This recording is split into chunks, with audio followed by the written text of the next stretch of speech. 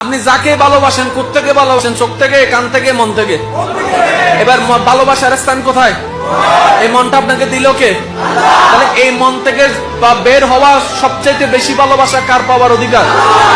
আল্লাহ পাওয়ার অধিকার আপনারা বলেছেন। এখন আপনারাই ভাবেন কার পাওয়ার অধিকার, কাকে দিছি? তোমার জন্য জান দিতে পারি, হাত কাটতে পারি। আল্লাহ কয় আমার জন্য কোনদিন কাটছস? আল্লাহ পাক বলে মনটা আমি দিয়েছি, আমি না দিলে তুই কাউকে ভালোবাসতে পারতি? আমি আল্লাহ তোকে নিষেধ করছি না, যারে মন চায় ভালোবাস, হালাল ভাবে ভালোবাস, কিন্তু এই মন থেকে, এই মনে সর্বোচ্চ ভালোবাসাটা আগে আমাকে দিবি, তারপর আমার নবীকে দিবি, তারপরে সবাইকে ভালোবাস।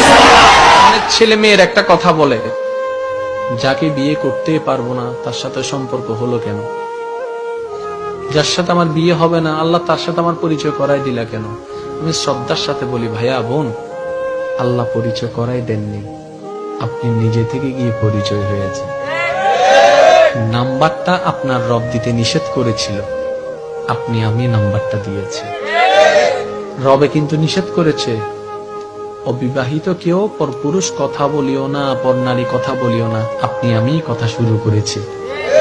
রবে কিন্তু ঠিকই নিষেধ করেছিল, ছেলে মেয়ে বিবাহের আগে গোপনে সাক্ষাৎ করিও না, আমি কিন্তু সে সাক্ষাৎটা করেছিলাম। তো রব না করেছে, আমরা হ্যাঁ করেছি। দিন শেষে যখন ওই ভালোবাসা চোখের পানি হয়ে ঝরঝর করে ঝরতে লাগলো, এবার শয়তান মনের মধ্যে একটা প্রশ্ন জাগায় দিল ঈমানটা চুরি করার জন্য। সেটা কি? তোমার রবের কাছে চেয়ে লাভ কি? রব তো তোমাকে দিল না, পরিচয় করা দিল কেন? তোমাকে তো দিল না। এই সমস্ত চিন্তা আনে কেন? যেন আপনার ঈমানটা দুর্বল হয়ে যায়। যদি সত্যিকার ঈমানটা পাক্কা হয়, আপনি কি বলবেন জানেন? ভুলটা আমার ছিল, আমার আল্লাহর বড় দয়া যে এত বড় বিপদ থেকে আল্লাহ নিজেই আমাকে বাঁচাই ফেলেছেন। সুবহানাল্লাহ।